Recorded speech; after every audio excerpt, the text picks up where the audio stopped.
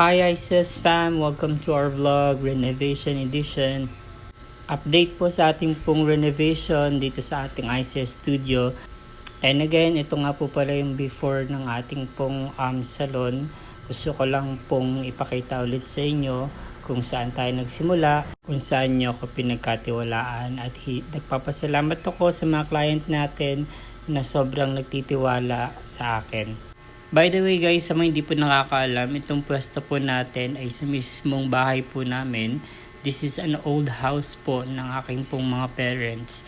And I decided din po na dito magtayo ng salon po natin or like a home-based salon po dahil hindi naman po din talaga madali ang mag-upa po ng pwesto. And good thing din na malapit tayo sa kalsada, although malayo naman po tayo sa main road. But sa gantong business naman, basta quality yung gawa mo, ikaw din talaga yung pupuntahan ng client mo.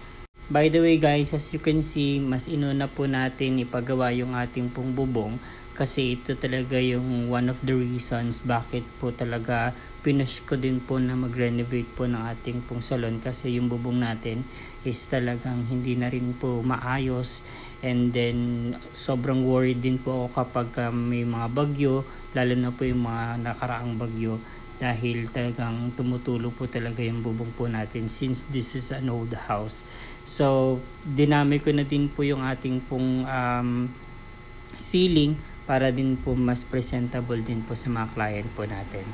Our renovation is still ongoing and we're still accepting early bookings and walk-in clients. Kaya even though may renovation po na ginagawa, we're still accepting clients po. And again, thank you everyone for keep supporting us and sa mga positive feedbacks, I really appreciate it po. God bless.